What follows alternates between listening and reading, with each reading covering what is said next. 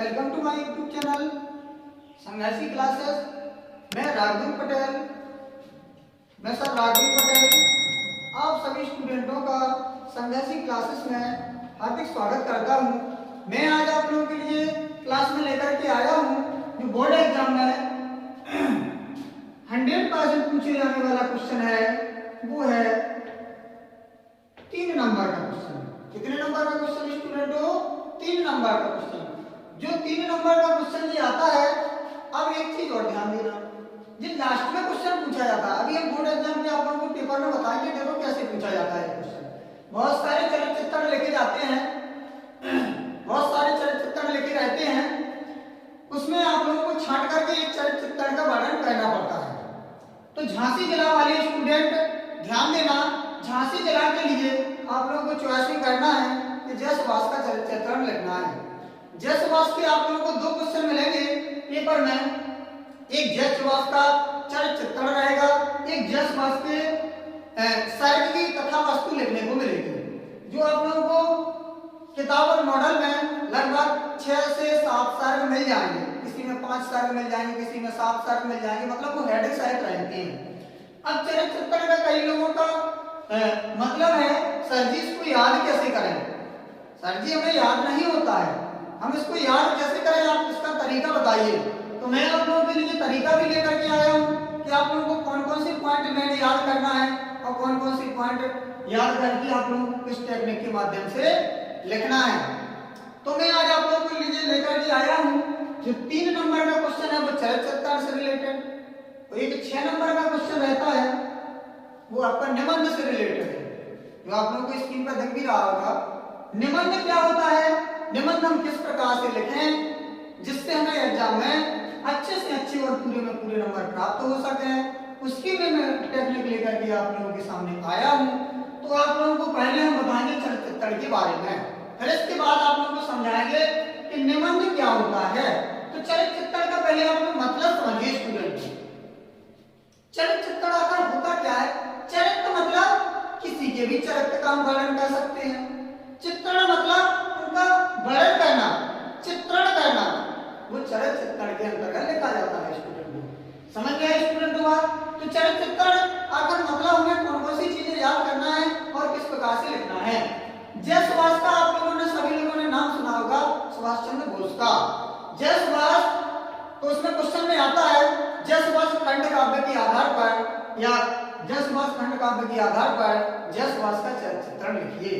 एक क्वेश्चन जय सुभाष का ये भी आता है, जैसे उन्होंने कह दिया कि जय सुभाष खंड काव्य के आधार पर जय सुभाष के तृतीय सर्ग एवं चतुर्थ सर्ग या द्वितीय सर्ग की विशेषताएं या द्वितीय सर्ग की कथा वस्तु अपनी भाषा में लिखिए स्टूडेंटों, क्योंकि ये हिंदी भाषा है, हमें अपनी भाषा में लिखना जरूरी रहता है। हम अपनी भाषा में हर चीज सीखेंगे और एग्जामिनर के सामने अपनी भाषा के माध्यम से पेश करेंगे, इससे एग्जामिनर कहेगा इस स्टूडेंट ने इसका अध्ययन कितना किया है, अध्ययन कितना किया है। तो मैं आज आप लोगों के लिए लेकर के आया हूँ कुछ हेडिंग आप लोगों के सामने मैंने लिखी है, तो आप लोगों को इन हेडिंगों को सीखना है और इन हेडिंगों के अंतर्गत आप लोगों को 2-2, 4-4 लाइनें लिखना है डिटेल्स में, जिससे आपका जो पेपर है उसमें आप लोगों को पेज बाय पेज लगभग 2 से 3 पेज में भरना है, जिससे आपको 3 नंबर दे दिए जाएंगे।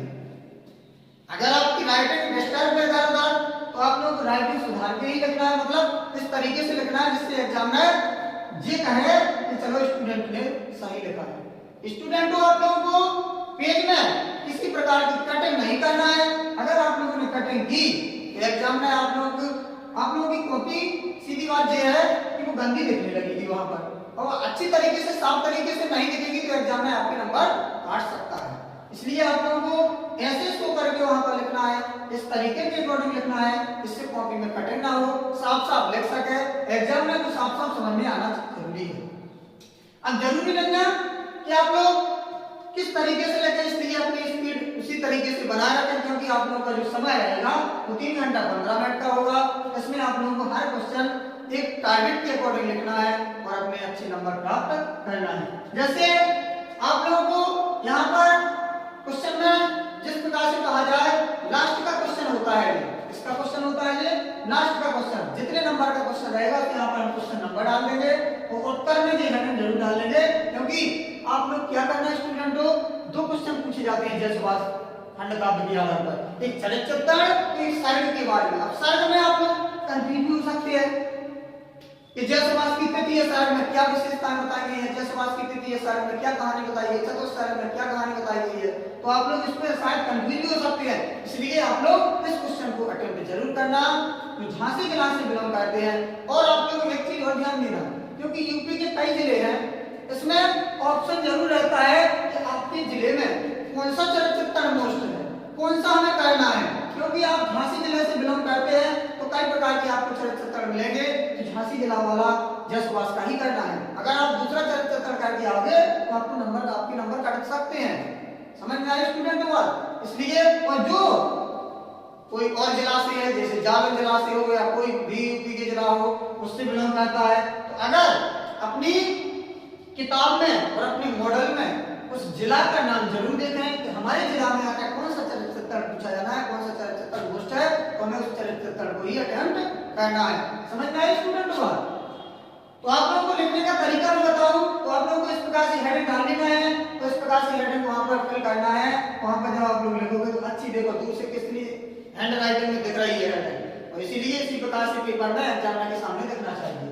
तो इस प्रकार से आप लोगों को लिखना है जय सुभाष का चरित्र, इसी प्रकार से ये हेडिंग डालना है। तो जी हेडिंग हमने 5 से 6 हेडिंग आप लोगों के सामने लिखी है, इन हेडिंगों को आपको सीखना है, तो इन हेडिंगों के बारे में डिटेल्स लिखना सीखना है, क्योंकि आप जी हेडिंग डालोगे जैसे स्वाभिमान या स्वाभिमानी जैसे लिखी है, तो स्वाभिमान मतलब सुभाष चंद्र बोस का स्वाभिमान जीवन किस प्रकार से था, स्वाभिमान मतलब दूसरों का वो किस प्रकार से स्वार्थ बनाते थे, दूसरों की किस प्रकार से विकास की बात करते थे, उसके बारे में आप लोगों को लिखना है।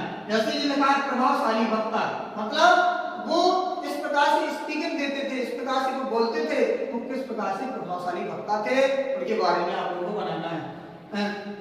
प्रखर बुद्धि संपन्न, प्रखर बुद्धि संपन्न का मतलब आप लोग जानते हैं उनकी बुद्धि किस प्रकार से संपन्न थी, किस प्रकार से वर्णन किया गया, जो आप लोगों को डिटेल्स भाषा में किताबों में मॉडलों में मिल जाएंगे।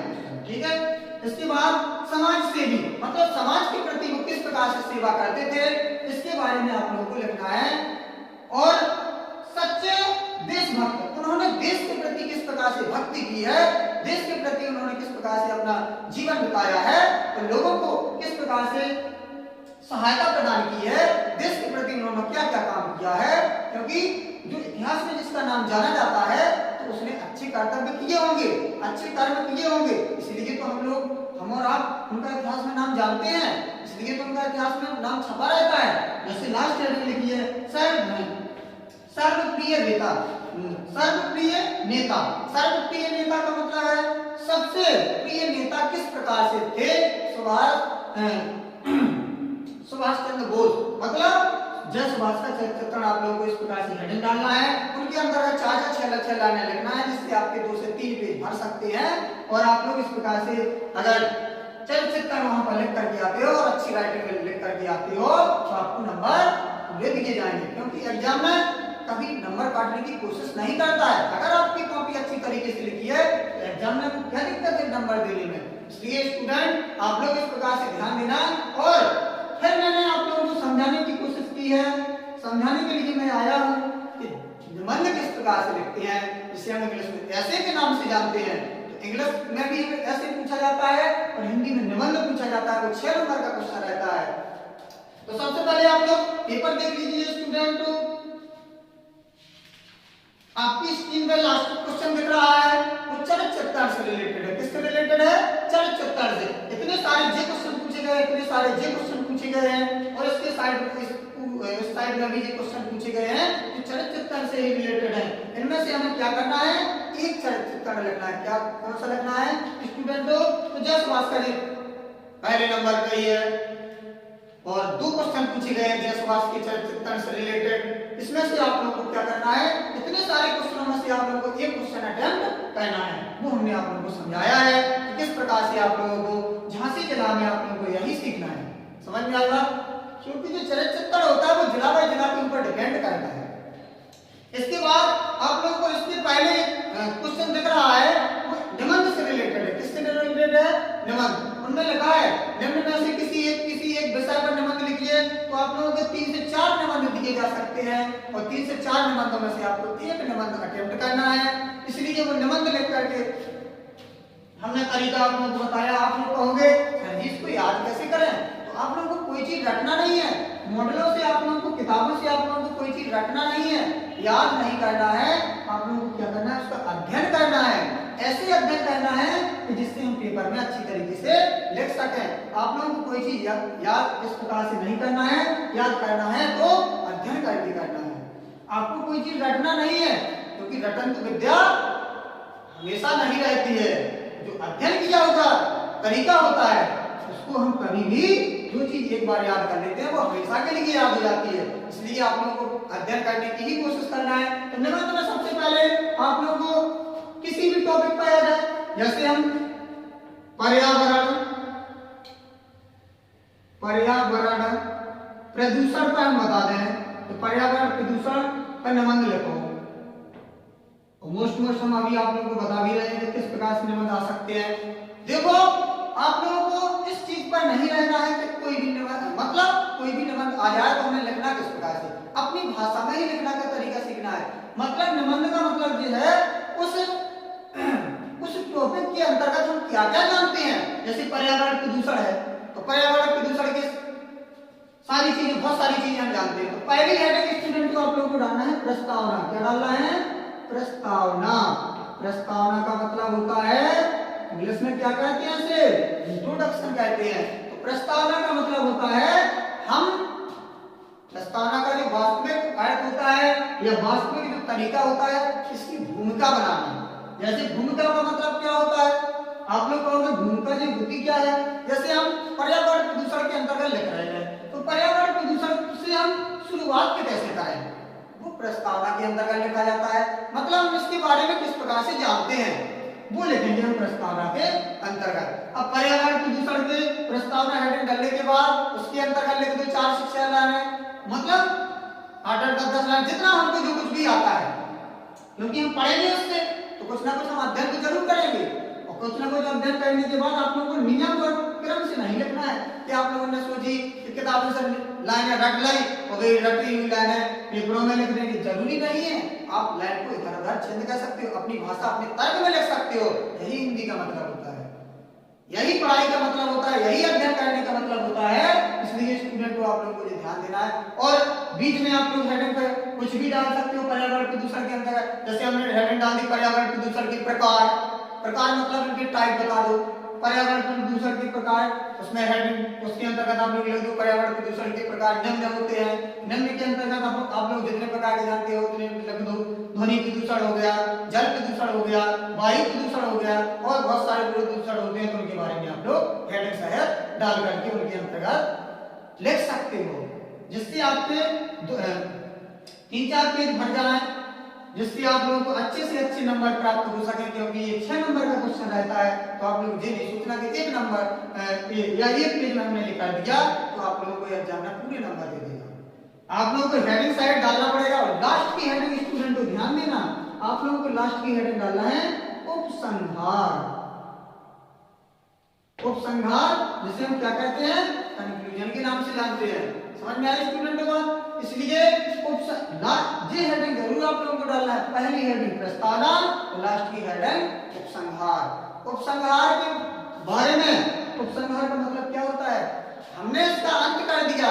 हम देखो जैसे कोई भी अपन टॉपिक पढ़ते हैं तो कहते हैं इस टॉपिक को पढ़ने से, इस पाठ को पढ़ने से हमें शिक्षा क्या मिली है, वो लिखते हैं कंक्लूजन के साथ में, वही लिखते हैं उपसंहार के अंतर्गत। समझ में आया स्टूडेंट को? तो आप लोगों को हेडिंग मेन चीज है। हेडिंग आपकी गलत नहीं होना चाहिए पेपर में। इसके अंतर्गत जब हम डिटेल्स भाषा लिखते हैं तो अपनी भाषा में लिख देते हैं, इधर उधर चेंज हो जाता है, तो उसमें एग्जामिनर आपको नंबर दे देगा। लेकिन आपने सोची हमने हेडिंग में कटिंग कर दी, या मतलब जैसे हमने पेज के अंतर्गत कुछ भी लिखते गए डॉट डॉट करके, और हमने बीच में गलती कर दी, हमने कई जगह ऐसा कर दी, ऐसी गंदी कर दी। अब गंदी कर दी तो पूरे पेज में वो हैंड हाईलाइट दिख रही थी, हाईलाइट दिख रही तो टीचर अपने आप समझ जाएगा कि स्टूडेंट ने यहाँ पर गलती की है। समझ में आया स्टूडेंट होगा? इसलिए आप लोगों को ऐसी कोशिश करना है कि हम पेज में किसी प्रकार से कटिंग ना करें, किसी प्रकार से गंदी कॉपी ना लिखें, अच्छी से अच्छी कॉपी लिखने की आप लोग कोशिश करना। आप लोगों को पूरे नंबर दे दिए जाएंगे, क्योंकि एग्जामिनर के पास हमेशा वो यही सोचता है कि हम स्टूडेंट को अच्छे से अच्छे नंबर दें, स्टूडेंट अच्छे से अच्छे नंबर प्राप्त करके अपनी मार्कशीट अच्छी बना सके। लेकिन आप लोगों को क्या करना है, उस नंबर लेने का आपको तरीका सीखना है, तरीका के अकॉर्डिंग आपको कॉपी फिल करनी है, तरीका के अकॉर्डिंग आपको लिखना है, इससे आप लोगों को एग्जामिनर अच्छे से अच्छे नंबर दे सके। तो हमने बताया आप लोगों को, आज के इस वीडियो में आप लोगों को बताया 3 नंबर का क्वेश्चन क्या है और 6 नंबर का क्वेश्चन क्या है। इससे रिलेटेड ये टोटल हो गए 9 नंबर के क्वेश्चन। 9 नंबर को आप लोगों को बड़े क्वेश्चनों को इस प्रकार से लिखना है, जिससे आप लोगों को पूरे आप लोग नंबर प्राप्त कर सको, जिससे आप लोग अच्छे से अच्छे नंबर प्राप्त कर सको और प्राप्त करने के बाद आप लोग अपनी मार्कशीट को अच्छा बना सको। समझ में आया स्टूडेंट लोग? अगर मेरी वीडियो अच्छी लगी हो तो आप लोग लाइक और शेयर करना, अपने दोस्तों तक पहुंचाना, ज्यादा से ज्यादा इसको वायरल करना और ज्यादा से ज्यादा लोगों तक इसको भेजना, जिससे आप लोगों का जो फ्यूचर है वो भी बन सके और स्टूडेंट जो जुड़े हुए हैं, जो बोर्ड एग्जाम देने के लिए जाना है जिनको, तो वो भी अच्छे से अच्छे पढ़ के अच्छे नंबर प्राप्त कर सके। मैंने भी बताया है, जो मेरे को गारंटी नंबर है, फिक्स नंबर है, जो पेपर में आना ही है क्वेश्चन, इसलिए आप लोगों को मैंने बता दिया है कि इन क्वेश्चन को लिखना क्या है, तरीका क्या है, इसी माध्यम से आप लोग अध्ययन करके जाना। तो गारंटी से मैं कहता हूं कि आप लोगों को अच्छे से अच्छे नंबर प्राप्त करूं, आप लोग अच्छे से अच्छे नंबर प्राप्त कर सको। इसलिए आज की क्लास में इतना ही। जय हिंद।